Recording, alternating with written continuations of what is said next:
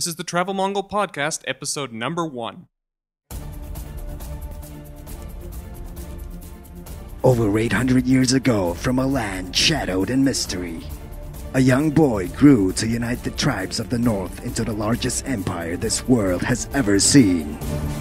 You have a desire to discover Genghis Khan, his people, and his culture.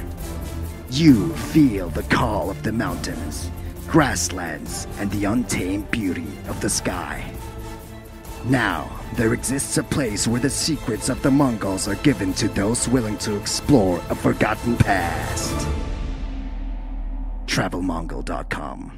Step into adventure. Hello and welcome to the first episode of the TravelMongol podcast on TravelMongol.com. This is Colton. And I am Sept. And we're here to share our experiences with you about the exciting adventures Mongolia has to offer. Come with us as we step into adventure. So, Colton, what is all this Travel Mongol stuff about? Well, the Travel Mongol podcast set it up basically as a place for us to come and share our experiences that we've had about Mongolia and in Mongolia with you. Right now, as far as travel and tourism goes in Mongolia, it's very disorganized. It's such an interesting place to go. It has so many unique facets that it makes a great tourist location. The only problem is that finding information is so difficult. Yeah, because people may wonder, what does Mongolia have to offer? How is it better than China or India or Japan or any other Asian countries? And some people may have some fears because they don't know about Mongolia. Yeah, I know, before I came to Mongolia, I was personally a little bit scared. It's like, are there even cities? Do people live in tents? It's like, what's Mongolia like, so. Yeah, because Mongolia, it offers everything. I mean, if you want a modern metropolitan city, you have the city, you have your 5-star hotels and everything. But if you want untouched, like virgin grasslands and mountains and stuff, you have it all, basically. It's just Mongolia offers everything. Yeah, that's one thing that, I just find so fascinating about Mongolia is that it's got a mix of both worlds. Yeah. You've been here before. You lived here for 2 years. And I did, actually. Tell us more about that. Yeah, like I said, my name is Colton. I grew up in Farmington, Utah, and originally I didn't know I was going to be coming to Mongolia. I was going to serve a church mission. I put in an application, and I was told Mongolia is the place where I needed to go. So I went to Mongolia. Well, what did you think? I mean, when they told you had to go to Mongolia? Well, when they told me I had to go to Mongolia, like I said, it's like, what's Mongolia like? It's like I knew some of the history. I knew about Genghis Khan. I knew about its geographical location, but it's like, am I going to have to ride around on horses? Do I have to live in a tent? What's it going to be like? So what were your expectations? Well, basically what I did is I went straight to the library and started looking up information. Mongolia is the land of blue skies. There's never a cloud in the sky and all kinds of information like that. But actually coming to Mongolia is a lot more interesting than just reading about it. I mean, before I came, I read about things like, Mongolians drink fermented horse milk. It's like, that sounds lovely, So, I came but here. But you actually tried that horse milk. Yeah, I definitely have. I love it. It's just something that I wasn't used to or didn't know at the time, but it's just so fascinating that, I'd love to share it with other people. But anyways, so I came here as, a church missionary, and I was teaching English and stuff. But the number one thing that people ask me, when people ask me, what's Mongolia like? Usually the first thing I tell them is that it's cold. And in wintertime. Yeah. In the wintertime, Mongolia gets very cold. My first day was February 1st, 2006. And when I got off the airplane, it was negative 60 degrees at the airport. I mean, if you've never experienced negative 60 degrees before in your life, it's definitely a unique experience. Yeah. So that was the first time I came to Mongolia. I was here as a church missionary for almost 2 years. I went home in November of 2007. But then I also came back in 2009 just for a short visit to visit some friends during the summer break between school semesters. But it's definitely a long flight over here. Have you ever been to the countryside? The countryside, yes, I have actually. I lived out in Choibalsan, which is out on the eastern border of Mongolia. How far is it from the city? It's about an hour and a half plane flight out of the city. So it's pretty far. pretty far out there in the middle of nowhere. About 30,000 people in the city, and that's it. It's kind of like being on an island, but on the land. I also lived in a small city called Natlach, which is just about an hour drive out of the city. It's not. Yeah, it's a nice place. It's by Tirilch National Park. And so, any other places you've been to? Well, I've been to Tirilch, like you just said, the Mongolian National Park. It's beautiful out there. I've also gone up north to the two other large cities here in Mongolia. There's Erdenet and there's Darkhan. When I was up there, I visited with friends as well. I got a chance to take a tour of the Erdenet carpet factory up in Erdenet. And also in between the two cities, there's a big, I think it's the largest monastery in Mongolia. It's called Amrbaisketlin. I actually, as a person who grew up in Mongolia, I'm actually Mongolian, and I know that on the way to Erdenet or Darkhan, there's like very interesting stuff going on alongside the road. Could you tell us about that? Because well, what do you mean by interesting stuff? I mean, as you're driving, I mean, sometimes you have to stop your car because there's sheep that cross the road or cows. But yeah, and as you stop, if you walk like 1 meter out of the road, you can see like actual wild marijuana growing on the side of the road. Yeah, that's one of the most interesting things, because many other countries don't have that. They don't just have marijuana growing on the side of the road. Yeah, marijuana just grows wild here. Yeah, so it basically means how wild Mongolia really is. Or can be, yeah. Yeah, it can be. So what does Tirilch have to offer? I mean, well, Tirilch, what's it like the speciality of Tirilch? Well, out there, I mean, there's lots of different things you can do. The first time I went out there, I got a chance to ride a camel.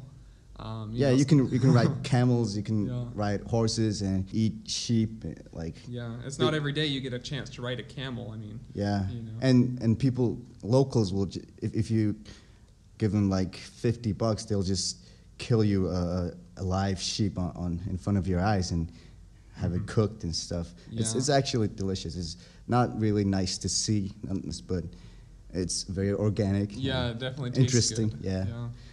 Other things to do out there, there's a famous monument called Turtle Rock.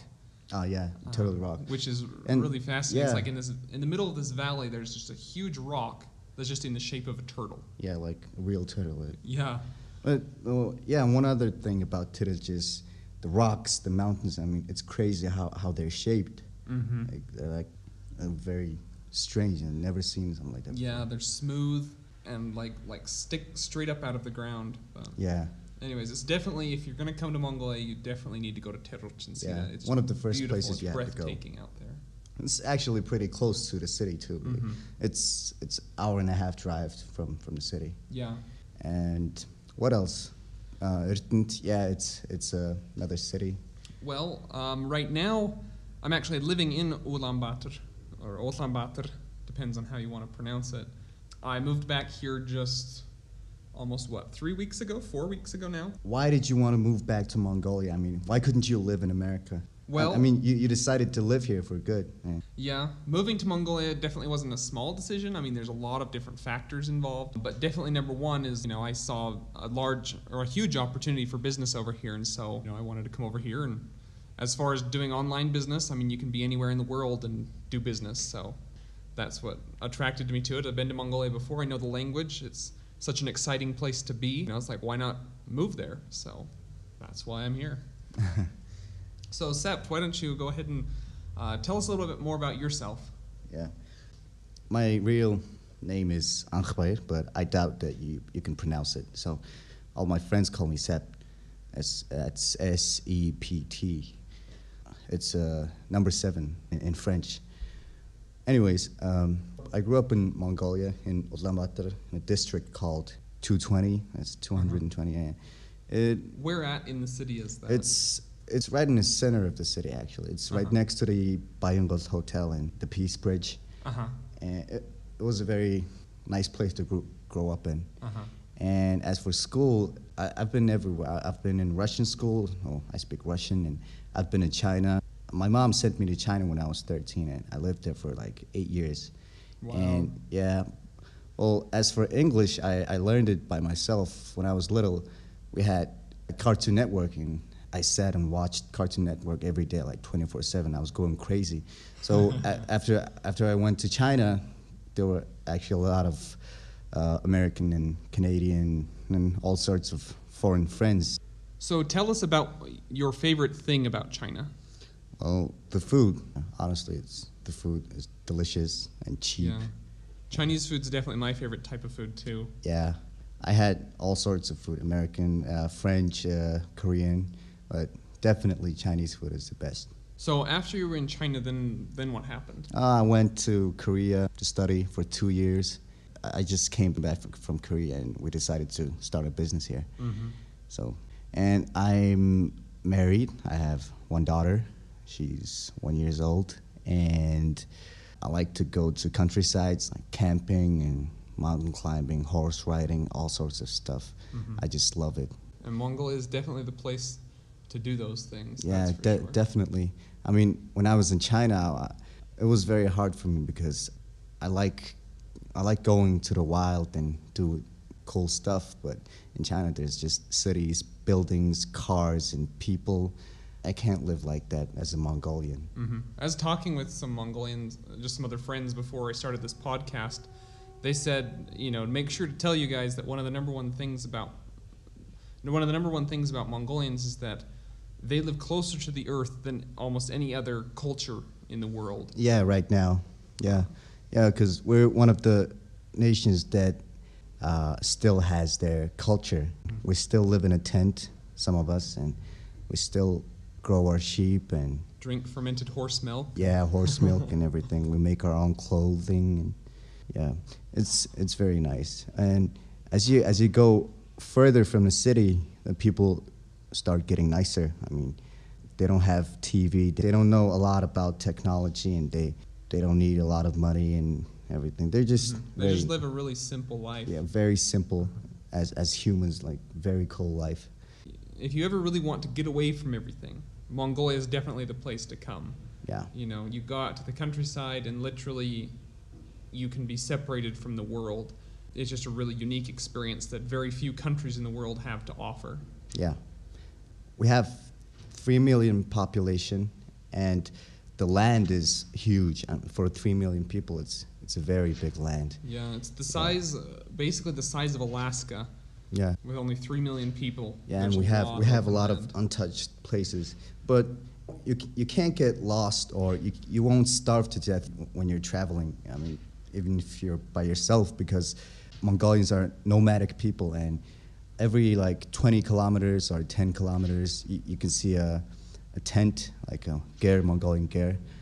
If you knock on a door, they'll just welcome you in, and they'll cook food for you, and they'll make a bed for you, because that's how they are. That's how we are. Because the Mongolian culture is just so hospitable that it's really nice.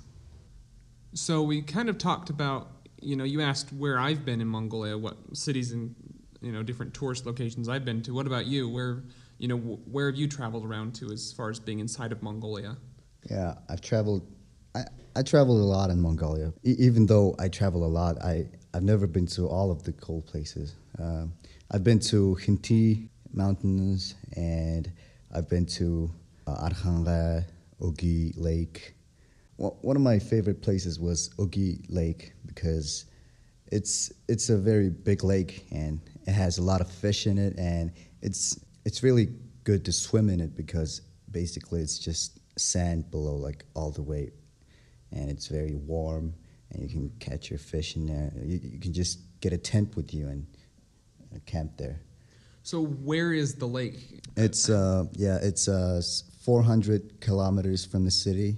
In which direction? In the west, and it's basically all just highway all the way. Yeah, I know. Well, when I was here in 2009, I actually went out to Choivelson to visit some friends again, and instead of flying out there on a plane, I actually decided to take the bus, because flying was about $200 for the plane ticket, but taking the bus was about $20. So I decided, well, I'm just going to go cheap and take the bus. But I mean, half of it was dirt road, So going out to a place like Ogi Lake sounds pretty nice. Yeah.